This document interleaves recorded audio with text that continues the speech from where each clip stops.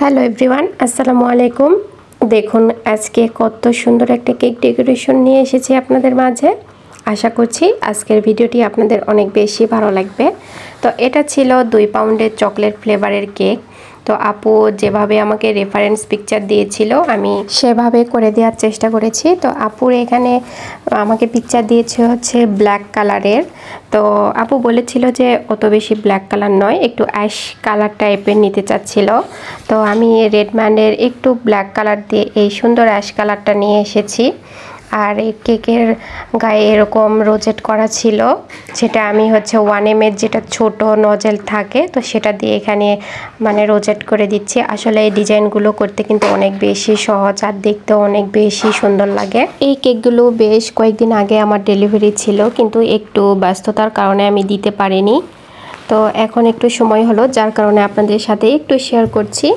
তো আপনারা কে কোথা থেকে আমার ভিডিওটি দেখছেন অবশ্যই আমাকে কমেন্টের মাধ্যমে জানিয়ে দিবেন। আর দেখতে পেয়েছেন আমি এখানে 2 টিয়ারের কেক করতেছি। তো উপরেরটা ছিল একটু হালকা মিষ্টি কালারের মধ্যে, এটা হচ্ছে রেডম্যান্ডের যেই স্ট্রবেরি রেড কালার আছে, তো সেটা অল্প একটু দিলে কিন্তু এই সুন্দর কালারটা আপনারা পাবেন। আর এই কেকটার রিভিউ মাশাল্লাহ অনেক ভালো পেয়েছি, আপু খুব সুন্দর একটা রিভিউ দিয়েছে আমাকে। তো তারপরে এখানে যে ছোট ছোট মানে সুগার বল ছিল তো গোল্ডেন কালার, সেগুলো দিয়ে একটু অন্যরকম আমি ডিজাইন করে দিয়েছিলাম আসলে দেখতে যাতে একটু সুন্দর লাগে।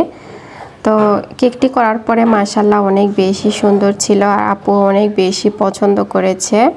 আর এটি আমার ডেলিভারি ছিল চিটাগাং রোড, মানে নারায়ণগঞ্জ শহরের চিটাগাং রোডে এই কেকটি আমার ডেলিভারি হয়েছে। এই ক্রাউন কেকগুলো এখন কিন্তু বেশ ট্রেন্ডিংয়ে আছে, মানে প্রতিটি কাস্টমারের ডিমান্ড থাকে একটা করে এরকম ট্রেন্ডি কেক নেওয়ার। তো এটাই ছিল আমার কেকের ফাইনাল আউটকাম।